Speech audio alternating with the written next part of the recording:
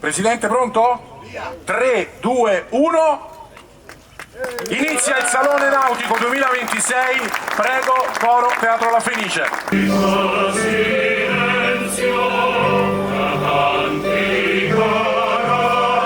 Stupenda cerimonia, giornata meravigliosa. Ho avuto l'onore di esserci praticamente all'ultimo giorno di Luigi e il primo praticamente di Simone, una vittoria che meritano e che spero porti Venezia ancora più in alto. Venezia quest'anno è tornata in Serie A nel calcio, ma è rimasta in Serie A nella politica. Complimenti. Senta, lei ha invitato Brugnaro a Roma, in che ruolo lo vedrebbe? Dove lui preferisce. Ah, ok.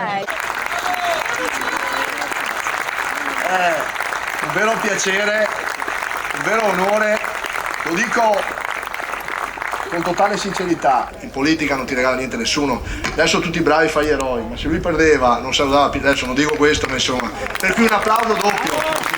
Un primo passaggio di consegna informale con l'impegno di portare avanti questa straordinaria manifestazione, non come Venezia soli, ma insieme anche alla Regione del Veneto, tutti gli amici, la Marina Militare, il Governo Nazionale, gli sponsor, Confindustria, la Camera di Commercio. È davvero una festa della città e della Regione. Vi ha già chiesto qualcosa il neosindaco come Regione?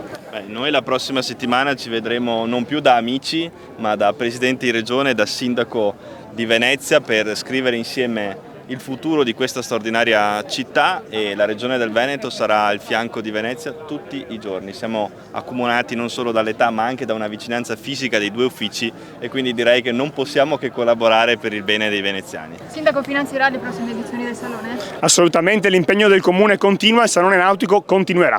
Sicuramente sarà una manifestazione che crescerà come tante altre manifestazioni, quella dell'artigianato e poi l'impegno per Homo Faber a Venezia, l'impegno della Biennale. È davvero una città che è ipercontemporanea, è il centro del mondo per quanto riguarda l'arte, la nautica, e noi puntiamo davvero insieme alla Regione, insieme al mitico Presidente Stefani, a fare in modo che arrivino nuovi investimenti e che sempre di più Venezia tragga anche funzioni lavorative ad alto valore aggiunto. L'ospedale al mare, ad esempio, è l'emblema di questo tipo di operazioni. Vogliamo garantire un accompagnamento delle imprese. Dobbiamo ricordare che in Veneto c'è una stragrande maggioranza di piccole e medie imprese, l'attenzione va rivolta anche e soprattutto a queste realtà per accompagnarli nella transizione ecologica. Sostenibilità significa anche diritto al lavoro. Ieri ero davanti ai cancelli di Electrolux che ha presentato un piano di licenziamenti che purtroppo interessa anche tantissimi cittadini del Veneto. Noi abbiamo assunto una posizione chiara aprendo un tavolo di crisi in Regione, al Governo, ma soprattutto davanti ai cancelli dell'Electrolux. Quindi sostenibilità